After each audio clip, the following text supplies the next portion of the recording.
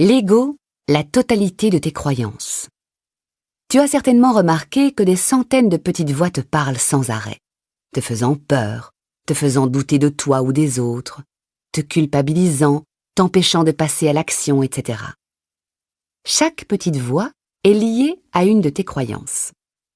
Plus tu entretiens ces dernières en leur donnant raison, plus elles prennent de l'importance. En résumé, l'ego est la totalité de ces croyances qui t'empêchent d'être toi-même. Quand je parle d'une partie de l'ego, je me réfère donc à une des croyances qui constitue ton ego. La difficulté de reprendre notre pouvoir. Pourquoi est-ce si difficile de reprendre la gestion de notre vie et de ne plus laisser l'ego nous contrôler? La raison principale est le manque de conscience des humains. Nous sommes conscients en moyenne entre 5% et 10% de ce qui se passe en nous. Cela veut dire que nous sommes très peu conscients de toutes les fois où ce sont nos centaines de croyances qui dirigent notre vie. J'ose espérer qu'après l'écoute de ce livre audio, il te sera plus facile de t'en rendre compte rapidement. Pour ce faire, il est impératif de te rappeler que l'ego, le petit moi, ne pense qu'à lui, et qu'il continuera à exister à travers ses pensées continuelles de « je, moi ». C'est sa façon de se prouver qu'il existe. Il semble se croire seul contre le monde entier. L'ego a le besoin incessant de se convaincre qu'il existe, et qu'il est tellement important qu'il peut exister éternellement, tout comme l'humain. Regardons ensemble une journée type dans la vie d'une femme mariée qui a 2 adolescents et qui travaille. La plupart des exemples suivants peuvent autant s'appliquer à un homme. Toutes les pensées associées aux situations qui vont suivre représentent les pensées de son petit moi qui a peur pour son image, peur de ne pas être aimé, de ne pas être reconnu, de se tromper, etc. L'ego, qui pense encore et encore « moi, je ». Elle se réveille en retard. Sacré réveil, pourquoi n'a-t-il pas sonné? Je vais être en retard. Je vais encore me faire regarder sévèrement par la patronne. Elle rejoint son mari et les 2 enfants dans la cuisine. Pourquoi ne m'avez-vous pas réveillé? Il me semble vous avoir dit hier que je devais partir plus tôt ce matin. Elle se prépare en vitesse. Elle ne trouve pas le costume qu'elle veut porter. Oh non, il est encore chez le nettoyeur. Si je n'avais pas à tout faire dans cette maison, j'aurais eu le temps d'aller le chercher hier. En se regardant dans le miroir, encore une autre ride. Ce que la vie de famille me fait vieillir vite. J'aurais besoin de vacances plus souvent. Je suis de plus en plus moche et j'ai l'air plus vieille que ma sœur aînée. Elle court aux toilettes avant de partir. Bon, quelqu'un a encore une fois oublié de baisser le siège des toilettes. C'est certainement mon mari. Les hommes ne pensent pas à nous, les femmes. Quand vont-ils comprendre que c'est impoli? En route vers son travail.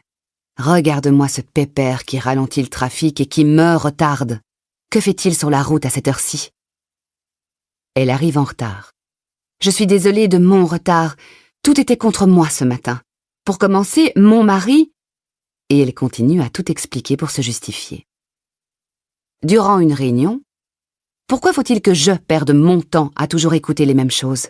Je croyais que ça devait être une réunion importante. Pourquoi est-ce toujours elle qui parle?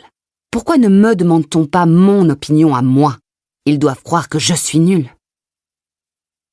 Elle mange au restaurant le midi. Encore des frites. Pourtant, je m'étais bien promis d'arrêter d'en manger. Je vais encore grossir. Ce que je manque de volonté. Elle va chercher son 4e café de la journée. Bon, ce sera ma dernière tasse. Je sais que c'est trop, mais aujourd'hui tout le monde m'énerve et j'en ai besoin encore plus. La patronne lui apporte du travail imprévu.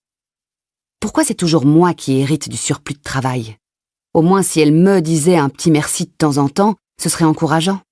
Qu'est-ce que j'ai fait au bon Dieu pour toujours être débordée autant ici qu'à la maison? Tout le monde profite de moi. Elle arrive en retard pour conduire son fils à son entraînement de football. Ne me regarde pas ainsi et ne dis rien.